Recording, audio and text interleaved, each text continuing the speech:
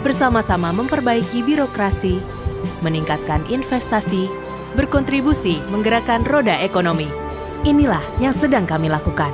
Inilah yang akan kami wujudkan. Untuk mewujudkan layanan yang profesional, terpercaya, dan berkelas dunia di Kementerian ATR BPN.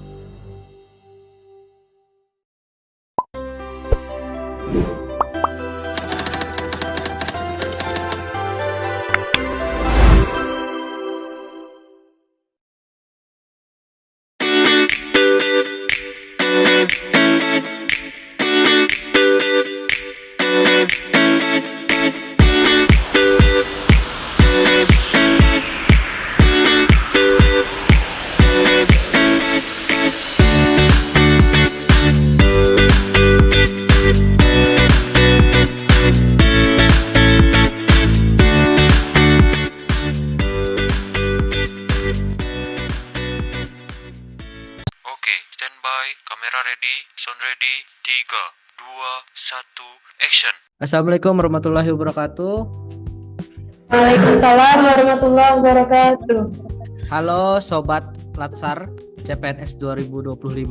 Selamat datang di diskusi implementasi sikap loyal bagi ASN hari ini. Kita akan bahas topik yang cukup panas yang beredar pada hari ini. Berdasarkan 60% kasus pertanahan di Indonesia melibatkan oknum pegawai BPN.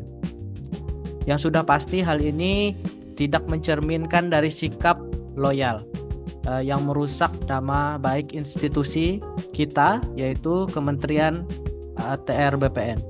Untuk ngobrolin ini, kita sudah kedatangan narasumber, yaitu ada Mbak Nurlinda, Glory, ada Mbak Anissa, dan juga Mbak Yohana. Langsung saja kita ke pertanyaan yang pertama, yaitu untuk Mbak Glory, bagaimana tanggapannya tentang isu yang beredar tersebut?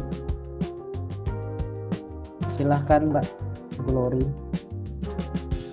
Pada Mas Moderator, sebenarnya angka 60% itu berasal dari beberapa laporan investigatif, termasuk dari data Ombudsman dan KPK pada beberapa tahun terakhir. Tapi penting untuk dicatat, angka itu mencerminkan dugaan keterlibatan, bukan sebagai vonis hukum. Jadi masyarakat melihat bahwa sebagian besar konflik tanah seperti sengketa sertifikat ganda, mafia tanah, hingga pengukuran ulang memang tidak lepas dari peran BPN, baik secara langsung maupun tidak langsung. Tapi harus digarisbawahi nih, ini adalah pelaku oknum, bukan BPN secara keseluruhan. Masalahnya, keterlibatan oknum ini sering ditutupi dengan alasan saya hanya ikut perintah atasan. Disinilah masuk ke isu nilai loyal yang perlu kita luruskan. Loyal itu bukan berarti membela pemimpin membabi buta. Loyal berarti taat pada negara, pada konstitusi, pada aturan hukum, dan pada etika profesi. Oke, terima kasih banyak tanggapannya untuk Mbak Glory. Selanjutnya kita ke Mbak Khairunisa. Bagaimana sih menurut Mbak peran kita sebagai bagian dari keluarga Kementerian ATR BPN itu sendiri menanggapi rumor yang terjadi saat ini?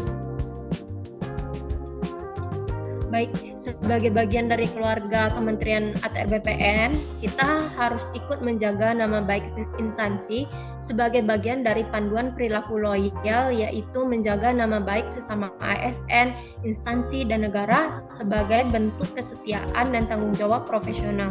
Nah, kalau ada nih keluarga atau masyarakat yang nanya berita-berita seperti ini, tentunya kita harus klarifikasi ya Mas Sidik, bahwa bukan semua pegawai ATR BPN itu mafia tanah.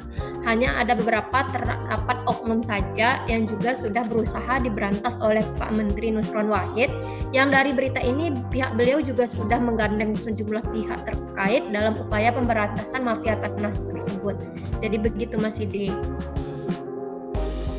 Terus untuk Mbak Yohana, bagaimana penerapan nilai loyal dalam mengatasi kasus mafia tanah ini? Soalnya kan di situ dikatakan sudah 60% kasus nih. 60% kasus, berarti sudah lebih dari setengahnya agar kita tetap menjaga nama baik instansi kita. Bagaimana tanggapannya? Terima kasih Mas atas kesempatannya. Jadi cara kita itu adalah yang pertama, instansi itu harus menindak tegas oknum-oknum yang terlibat dalam praktik mafia tanah. Ini menunjukkan komitmen memberantas tindakan tidak etis. Terus kemudian meningkatkan transparansi dalam proses pengelolaan tanah dan menunjukkan akuntabilitas atas tindakan instansi. Selanjutnya, komunikasi yang efektif tentang upaya instansi memberantas mafia tanah dan menjaga integritas. Melakukan reformasi sistem pengelolaan tanah untuk membuatnya lebih transparan, akuntabel, dan mengurangi peluang praktik tidak etis. Selanjutnya itu ada pengawasan internal yang efektif untuk mendeteksi dan mencegah praktik tidak etis di dalam instansi. Jadi kerjasama dengan lembaga penegak hukum dan lainnya ini untuk menangani kasus mafia tanah. Dan yang terakhir, kita perlu adanya edukasi masyarakat tentang pentingnya integritas dalam urusan pertanahan dan upaya instansi dalam menjaga nama baik. Terima kasih, itu aja Mas. Oke, terima kasih tanggapannya. Selanjutnya tanggapan untuk Mbak Nurlinda. Apa risiko yang dihadapi instansi apabila ada oknum pegawai yang terlibat dalam kasus konflik pertanahan, dan bagaimana sikap loyal dapat mencegah hal tersebut, Mbak? Kalau menurut saya, jika ada oknum pegawai yang terlibat dalam konflik pertanahan, resiko yang muncul adalah turunnya kepercayaan masyarakat, rusaknya citra instansi, dan berkurangnya wibawa layanan publik. Untuk mencegah hal tersebut, setiap pegawai perlu menerapkan sikap loyal dengan menempatkan kepentingan negara dan masyarakat di atas kepentingan pribadi. Loyalitas ini tercermin melalui kepatuhan pada aturan, integritas dalam pelayanan, serta komitmen menjaga nama baik instansi agar tidak terulang kasus serupa. Terima kasih untuk tanggapan para narasumber semua.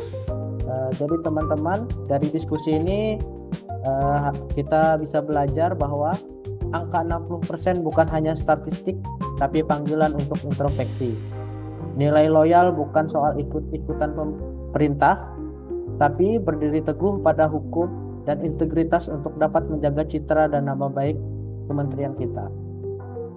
Pada akhirnya, jika kita ingin reformasi pertanahan berjalan, maka semua pihak dari pejabat hingga masyarakat harus paham dan pegang teguh nilai-nilai dasar ASN berakhlak. Salah satunya adalah loyal. Dalam arti yang benar, bukan ada niat yang terselubung. Sekian diskusi kita hari ini. Sampai jumpa di lain kesempatan. Saya akhiri. Assalamualaikum warahmatullahi wabarakatuh. Waalaikumsalam.